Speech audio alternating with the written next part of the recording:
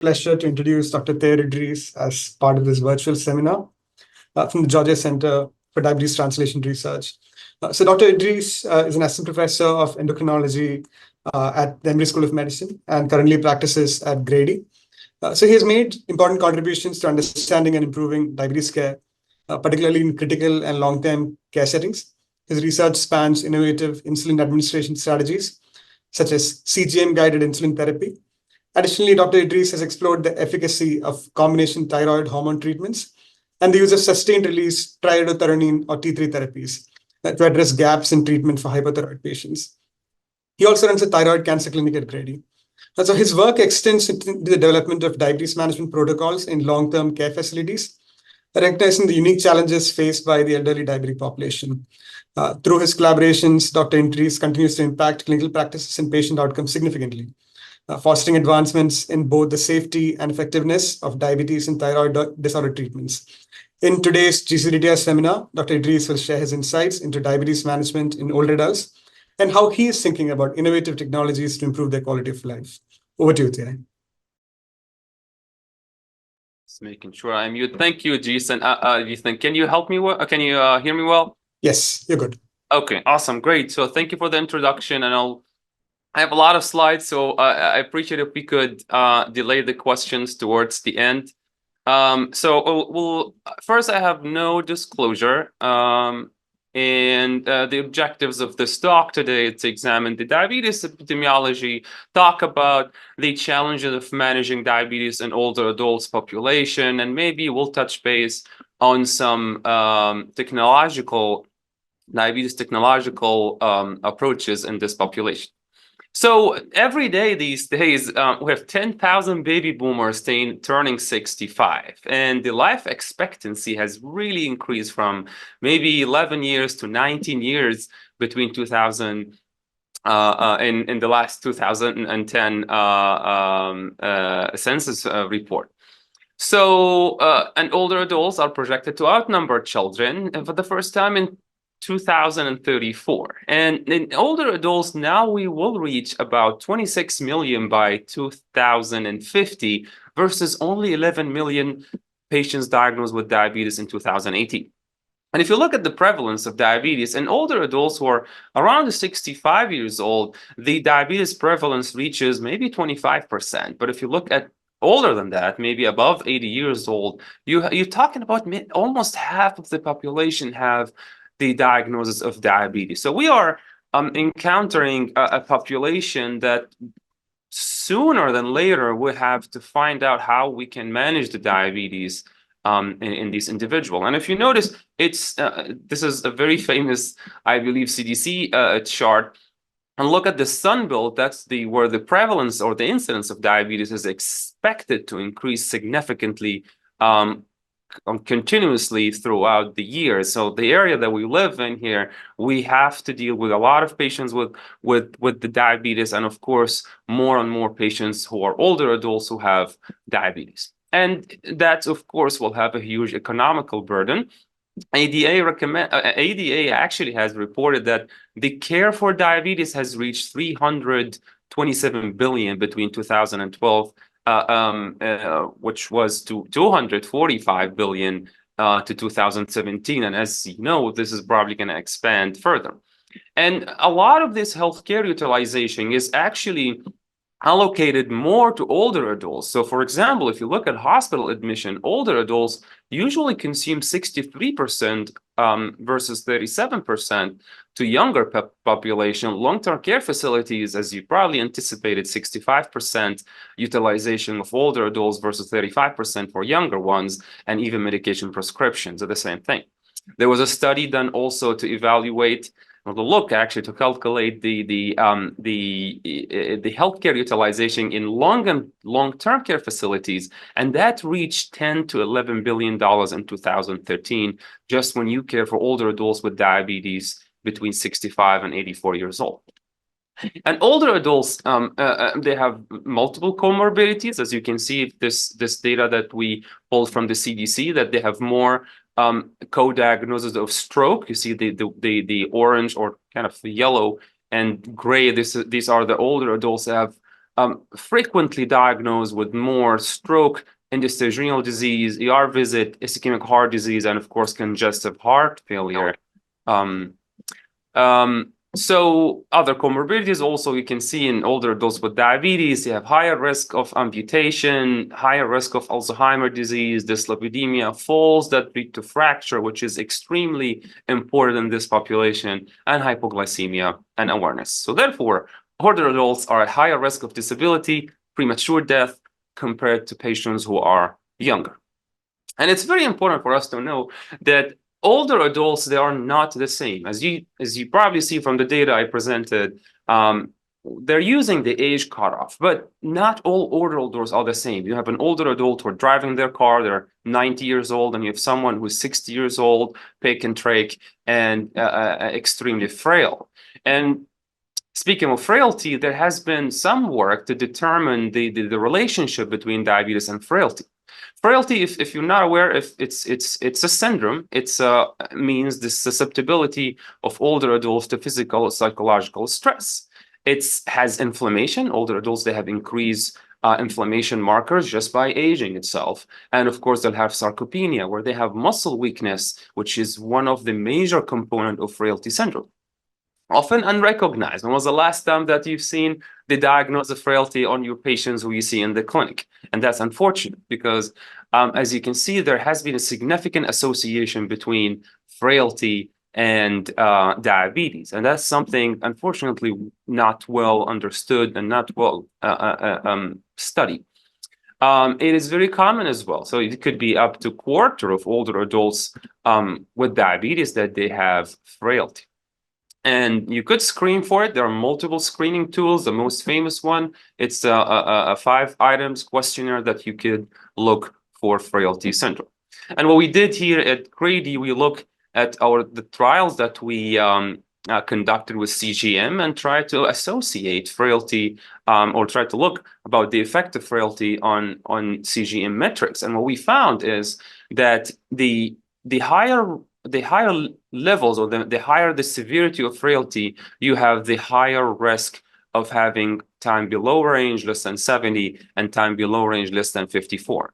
And what we did use to evaluate or to diagnose the frailty, a well-validated tool called the PhyLab, which is just a score that you could calculate based on some labs and some vital signs values, and that could give you a number that you could determine a level of frailty or the level of being able to have a higher mortality while hospitalized. So there was a little bit light correlation here, but this is again one of these findings that we found when we look at the CGM data in hospitalized older adults. So why older adults have higher prevalence of diabetes? Why 40% of them who are above 80 years old have higher risk of or like have diabetes? Well, we know the beta cells tends to be impaired with aging.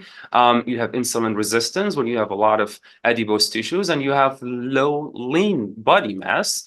Aging by itself, it's associated with low-grade inflammation. And on the top of that, if they're obese, that also could worsen the inflammation. Not to mention, a lot of these individuals are using some medications that could lead to worsened diabetes control, such as beta blockers, glucocorticoids, and antidepressants. And this is, as you can see in this chart, could somehow explain why they have higher risk of hyperglycemia and diabetes. And when you come to the challenges of managing older adults, you can see we have multiple items or multiple factors that you don't see in younger patients. For example, altered cognition, impaired mobility, lack of knowledge about how to use CGM data. A lot of individuals who are older, they have a lot of pain, which lead to increased stress and maybe inflammation. But the most important thing is the altered cognition, because it's probably the ones who see patients in the clinic, that's what lead to a lot of errors in insulin, in calculating insulin dose and remembering to take the insulin, remembering to eat. And if you have time in the clinic, of course, we could do mini cog evaluation to look for your patients who have maybe suspected altered cognition. But that's something very important to recognize, especially if your patients are on insulin. How about A1C target in this population? I mean, at first, can we trust the A1C? This population have higher risk of chronic kidney disease, anemia, other conditions that require that might indicate that A1C is not to be trusted. As we know, more than 50% of older adults are being treated with hypoglycemia drugs like insulin or sulfonylureas, and their insulin and their A1C is less than 7%, and this data from Enhance. Is that something that we should be okay with? If you look at the major guidelines, what they recommend is individualize the therapy. Make sure that you stay away from hypoglycemia in this population. And looking at multiple, this is a very busy slide, busy table, but just to quickly, if you look at the A1C targets for older adults from multiple guidelines, ADA, Diabetes Canada, European, or Japan, you can see they have different levels of A1C targets according to the functionality of the older adults or the amount of comorbidities that they have. Diabetes Canada, if I believe, that's the only one who incorporated frailty levels to the A1C. But if you have a patient who have a complex medical condition, maybe you should think about their A1C being 8 to 8.5 according to the ADA. So, and the reason why you can see there are multiple relaxed targets of A1C from multiple guidelines is because the admission for hypoglycemia among this population has been going significantly. And actually, if you look at this chart here, the admission for hypoglycemia has exceeded the admissions for hyperglycemia. And that's extremely concerning for older adults. Now, another study looked at that it was reported that the more than 26 or 60 up to 60% of older adults are being intensively treated while their A1C is less than 7%. So that's also something that we should be aware of. For the hypoglycemia, the risk factors are usually decreased nutritional intake, diabetes nephropathy, polypharmacy, and of course, cognitive dysfunction. Why we are concerned about hypoglycemia in this population? Because of the worse outcome. We have longer length of stay, you have increased risk of cardiac arrhythmia, falls that lead to fractures, and that could lead to significant morbidity and even mortality in this population. And of course, even increase the odds of dying in the hospital 3.7-fold, according to one study, if older adults develop hypoglycemia in the hospital. And there was one study that tried to simplify the diabetes regimen for older adults, and they wanted to see would that change the diabetes metric. So what they did, they simplified the insulin regimen, and they put a CGM at a baseline at 5 months and then at 8 months, and they noticed that the hypoglycemia, the minutes they spent in hypoglycemia was significantly less, and that despite decrease in the hypoglycemia, there were no difference in the minutes spent in hyperglycemia. And the more important finding is that their A1C did not change. So when you simplify the regimen, you improve, you decrease the risk of hypoglycemia, but there was no increase in hyperglycemia, which was very important to recognize. So jumping into practical points before going to the diabetes technology in this population, older adults are not treated only in the hospital and the ambulatory setting. They also go to long-term care facilities. And when they're always being transitioned between these three environments, and when you do this transition, you're always encountering errors in dosing, changes in the environment, in diet and activity. So that's something extremely important. And three of these environments, maybe ambulatory, are lacking a lot of trials to determine targets and goals and management of the diabetes.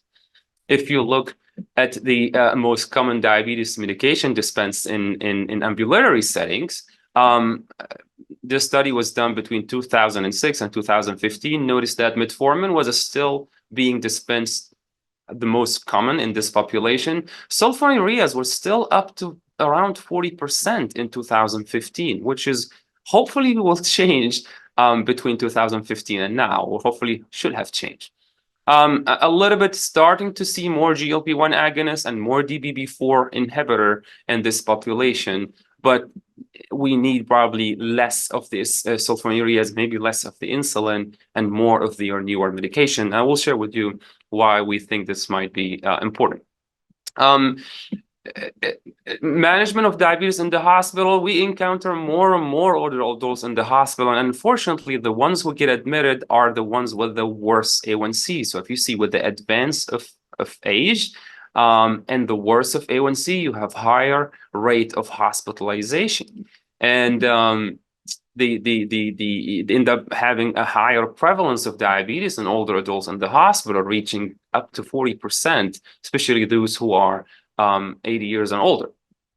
There were no prospective studies to determine what is the best glucose target for this population, and we think that could be 140 to 180, just because a lot of the trials on adults, just younger adults, showed improved targets. But we don't know, we don't have no data about what would be the best target for older adults in the hospital settings. Moving on to diabetes management or long-term care facilities, because I have a lot of slides, but if someone is interested in learning more about what could we do in these environments, we worked on publishing an update, and of course we have the ADA guidelines, so feel free to kind of read them if you're interested. Jumping on to lifestyle management, it's very important that a lot of us forget, even in our clinic, to consult our patient about the use of protein in their diet. So you really want to make sure that they have higher protein intake because of this sarcopenia, because that they're losing more and more lean body mass. We always have to remind them to increase their protein intake, and not only that, we always have to remind them to increase the weight-bearing exercises and resistant training, and not only cardio or just going on a treadmill or doing elliptical. You need them to move their muscles. That will improve their insulin sensitivity, improve their balance, so we'll be less susceptible to fall and maybe less fracture. And of course, improve weight loss, especially in patients who are obese. Starting with the insulin, one of the most common medications that they could lead to hypoglycemia. We always try to simplify it to once daily dosing, and that's a trial actually that I show you. They actually simplify the regimen. If you see the daily insulin injection was 3.7 injection a day, and when it was simplified to just 1 injection a day, the A1C was still the same. So that's something to consider. The other medication that we use in older adults beside the insulin is, of course, the metformin. Just before, I actually forgot to talk about this slide. Dr. Imperial has published this guideline about the management of diabetes in older adults in the hospital. And if you want to start someone on insulin in the hospital and they are not taking any food intake, maybe you could start with 0.1 or 0.15 units per kilogram per day of basal insulin plus correction. If your patient's eating, try not to exceed a total daily dose of basal bolus of more than 0.3 or 0.2 units per kilogram, just to avoid the risk of hypoglycemia. Moving on to metformin, and some of the important older adults consideration is the side effect of metformin, of mainly nausea and vomiting. A lot of older adults, they have dehydration, they don't remember to drink, so make sure not to give them an agent that will lead them to be dehydrated. And of course, we know that metformin should not be used in liver failure or in heart failure, which tends to be more frequently occurring in this population versus younger population. How about sulfonylureas? Yes, they lead to hypoglycemia. We try to avoid them as much as possible in this population, and they led to poor outcome, increase in the mortality up to 10% in patients who develop hypoglycemia. There was some data that sulfonylureas increase the risk of fractures, so that's why we tend to stay away from it. Their cousin, Netaglinides, they have less hypoglycemia, and there was actually a study compared their use to sulfonylureas in older adults and noted that they actually had a little bit less severe hypoglycemia compared to sulfonylureas. But both of these agents are not recommended in the hospital settings because of increased risk of low blood sugar. Pioglitazone, they're probably one of the least recommended medications in this population. We deal a lot with fluid retention, peripheral edema, increased risk of fracture, heart failure, and other annoying side effects such as weight gain. On the other hand, probably the most benign medication that we could use in this population is the DPP-4 inhibitors. They have limited side effects, low risk of hypoglycemia, and they can be used in the setting of renal dysfunction. Probably a lot of our older adults in the hospital and even in the outpatient settings, they're using a small dose, 25 milligrams, 50 milligrams a day, and they do just fine. And we've comparing DPP-4 inhibitors to insulin were done in the hospital, and this study by our team, they did compare basal bolus to sitagliptin and basal, and they noticed that the hypoglycemia occurred in 13 patients, which is 9% in the sitagliptin or like intervention group, and in 17 patients in the basal group was not statistically significant, but there were no difference in the hospital complication were noted. So telling you that controlling their diabetes was probably the same, whether you give them basal bolus or basal DPP-4 inhibitors.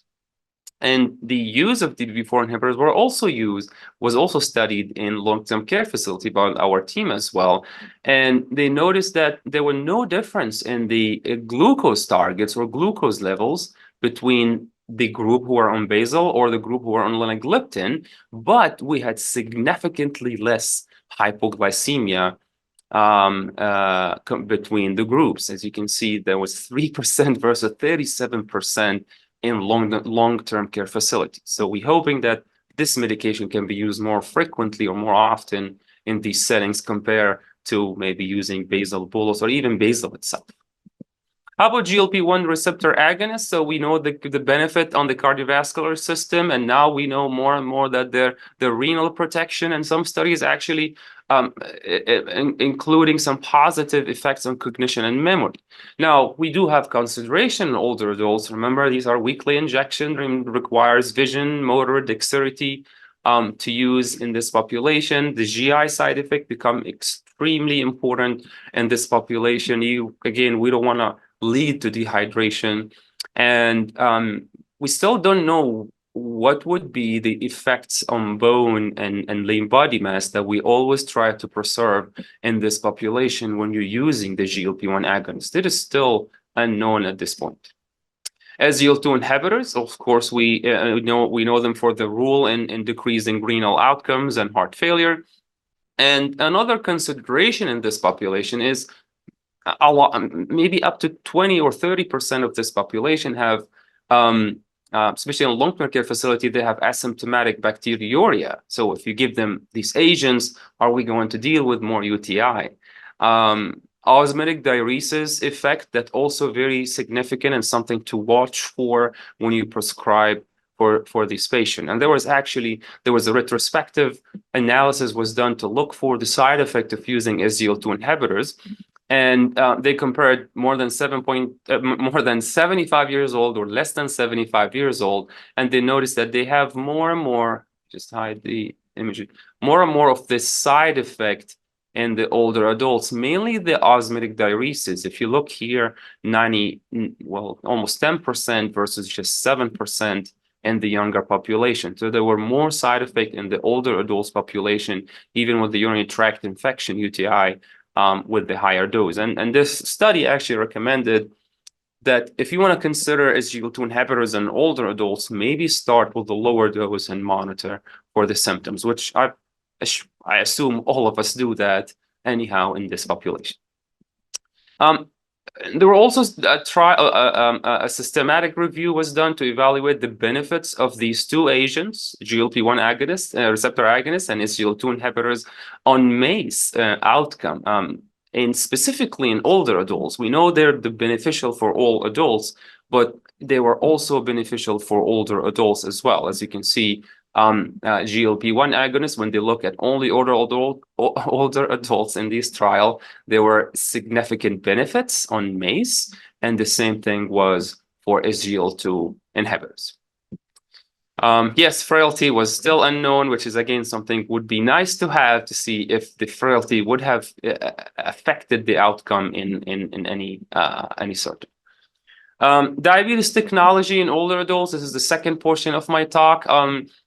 I found this interesting that older adults, despite them using a lot of internet these days, emailing and texting, maybe reaching up to 80%, or 60% using the internet and laptop, they are not using this technology for digital health. Like, for example, talking to their team or handling insurance, follow prescription. So there's always some limitation of older adults using technology. And in this study, they noticed that the older you are, the less likely that you would use digital health technology. And that comes usually to many barriers, starting as an individual barrier in older adults of using technology in general or health technology in general. Fine motor control, hearing and sight limitation as an example, lack of awareness that these exist. And there's another barriers, technological barriers, for example, the CGM or all the diabetes technology that we have these days, they are not well designed to deal with older adults, kind of to be shared with older adults. You still have small text or maybe small screens. We still don't know how alerts and reminders would be working in this population, and sometimes the cost that a lot of us don't think about when we dispense these technology to older adults. Relational, also one of the other barriers for using technology in older adults in general. For example, reliance on family for support. This is one of these relational barriers. And the last barrier, I like it very interesting from this paper, is actually the concern about privacy and security from the organizational aspect. Lack of information communication between health platforms and professionals, not activating some features for some older adults, maybe to protect their privacy and not make sure not to share their information otherwise. So starting with CGM, how is the CGM being used in this population then? So we know that half of the hypoglycemia events in older adults happen at night when they are not checking their blood sugar. And we know this famous chart for the CGM, how the CGM is connecting these dots and showing you more unnoticed hypoglycemia during the day. And if you look at the CGM metrics, or what are the targets for older adults, that there's this nice international consensus on the diabetes metrics in older adults. Now, in younger one, we want the time in range to be more than 70% in our clinics. But if you have a high risk patient, such as older adults or someone with a lot of comorbidities, you could actually be happy with a time in range in the 50%, as long as you decrease the hypoglycemia risk or time below range to the least as possible. If you look for the regular patient or typical patients, sometimes we want it to be less than 4% for the time below range of 70 milligram per deciliter. But for older adults, according to this statement, we have to decrease it as much as possible, even if you a little bit relax their diabetes control. And there was this diamond trial about the CGM that included older adults. There were mainly type 2 diabetes, but they included also type 1 in the US and Canada. And what they wanted to monitor to see how the CGM would affect A1C versus point of care, and in older adults only. And they noticed that there was a shift in the left to the A1C. So there was a minor decrease in A1C levels in the intervention group who used CGM. Up to 0.9%, up to 0.9% in these individuals who use CGM versus 0.5 in the individual who use point of care, and you have less hyperglycemia in the CGM group. And it's interesting thing that the author reported in this study that older adults, they use CGM very well. 97% of them used it more than 6 days a week in month 6. And that sometimes talk to the notion that older adults are not able to use diabetes technology, and sometimes even providers, they would not think about giving them this technology because they assume that they would not benefit or they would not use it. So this study showed that older adults, they did use the CGM for a longer time.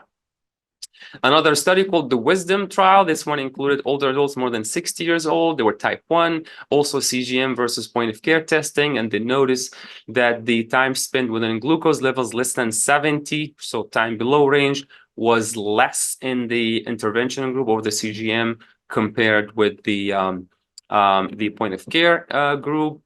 And this also, this chart here shows that the time spent in range was also better in the CGM group. I'm sorry, forgot to add the legend, but these light gray boxes, they are the intervention group. As you can see, the time in range did increase with the time, and they did an extension phase where they put everyone on CGM, and they noticed that they all benefit from CGM, and their time in range increased from when they were using just point of care. And the same thing for hypoglycemia, by the way. They have less hypoglycemia once they cross them over to CGM group or CGM usage. So now, how about insulin pumps? So there were also maybe 2 or 3 trials looking at insulin pump use in older adults, and this one included type 1 patients, and they compared closed loop group to sensor augmented pump group. So they call it sensor augmented, but the auto mode was just off. And they noticed that the glucose was a little bit less in the intervention group, or these older adults who use the auto mode or the closed loop group, versus those who was just using an insulin pump or standard insulin pump, let's say with all the settings being shut off. There was an increase the time in range by 8%. The A1C was a decrease, was a little bit shy in this population. But what they also noted that the closed loop usage was actually high. I mean, again, I could not go with the notion of a lot of us we see in the clinic, or we perceive in the clinic, that, oh, this is very advanced technology for older adults. Probably I should not give them auto mode or closed hyperloop insulin pump. So this study has showed that there has been higher acceptability of using this advanced technology in older adults.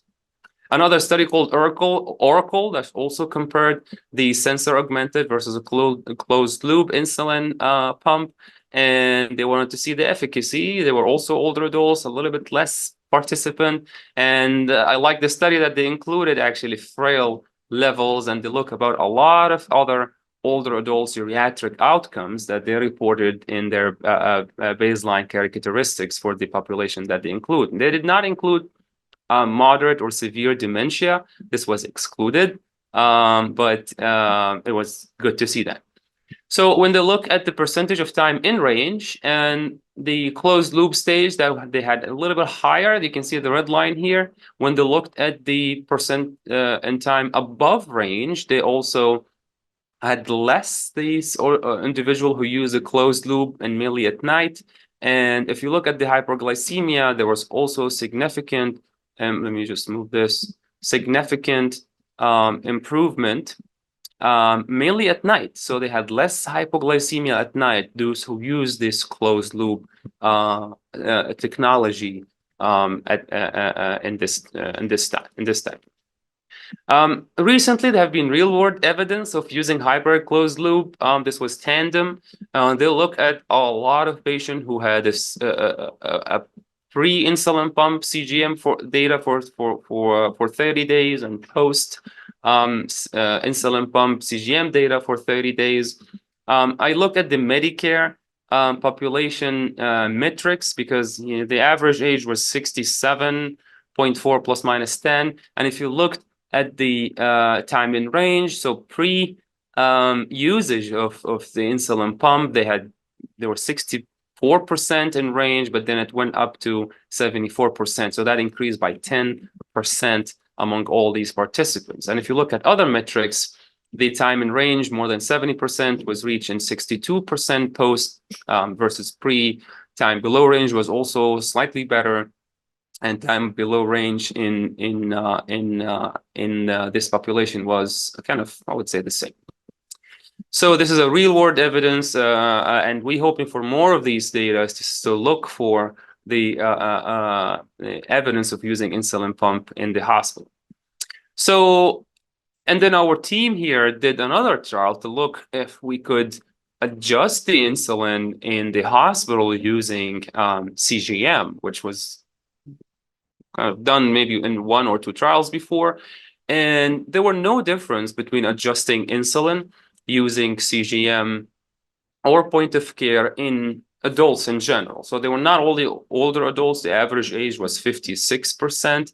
And there were no difference between time in range or time below range or time above range. But when we looked at the recurrent overall hypoglycemia or the recurrent nocturnal hypoglycemia, the use of CGM to guide insulin in the hospital was clearly superior to the point of care, and this was statistically significant for both overall and nocturnal hypoglycemia. So what we did, we wanted to see if we could use this technology in long-term care facilities to adjust insulin in these settings that they were never studied before using CGM.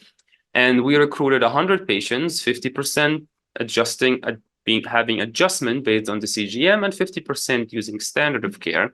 And the use of this method showed us that there was also no difference. So the use of CGM to change insulin in long-term care facilities offered the same safety and the same efficacy, the same as point of care. And we can conclude that because the time in range, time above range, time above range in 180 to 150 and time in range were exactly similar between CGM guided or point of care guided. And when we looked at the hypoglycemia between these two groups, they were not statistically significant, but there was a trend to have less time below range in this population that we're using CGM. So maybe if someone else repeated this study with a higher N, they could have maybe more conclusive results, but we had only 100 patients that we wanted to test this technology. So I think I'm right on time. So finally, insulin smart pens. I don't know if you've seen this, but these are insulin caps. This company was bought by a bigger company recently. They are just more caps, give recommendation to patients, mainly sliding scale. They're connected to CGM. And there was a study actually using these insulin caps on older adults, or actually in general, to determine the adherence of using insulin in our population. And they use these Bluetooth activated pen caps. They included 33 older adults and 42 younger patients. And this is what they found. They found that non-adherence was up to 24% of bolus insulin and up to 36% of basal insulin. So that's very interesting. We are in the clinic, we don't anticipate that we have the non-adherence reaching 36% of basal insulin in our clinic, which was striking. And it was interesting to see that older adults actually had less non-adherence compared to younger adults, which I assume this was not surprising to a lot of individuals in the audience who take care of patients in the clinic. And when they look about the adherence and levels and their effect or the influence on the A1C, they notice that when you are at 85% adherence, your A1C will be in the 7.6. But if your adherence is less, then your A1C went up by a full point, almost by a full point, by non-adherence, which again probably anticipated. But it was very interesting to see that these caps is something you could use in older adults population. And if you don't want to go that fancy and think about smart pens, even the use of regular insulin pens versus vials was very led to less dosing errors and eventually led to less hypoglycemia. So if you're taking care of a lot of older adults, make sure to switch them to pen versus vials and syringes as soon as you catch that. So I think I actually finished early. Hopefully I was not too fast. So I think based on the data, I show that we need more data in older adults. We need more data in this population who have frailty, which I believe they might show us some better diabetes management. Higher glycemic targets may be appropriate for some older adults, according to many of the guidelines. At this point, we always have to avoid hypoglycemia in this population, mainly by simplification of the medications, the same as the study that I show when maybe using 1 shot of insulin plus DPP-4 inhibitor versus basal bolus. Avoidance of sulfonylureas as much as possible, and other medications that they are very problematic in this population. Physical activity, nutritional intake, I think it's very important, and I hope I convince a lot of the audience that the use of technology it's not something to be scared of in your older population. Insulin pump, CGM, and smart insulin pen, we should prescribe them more. We should teach our patients to use them more because they have been to show significant benefits. And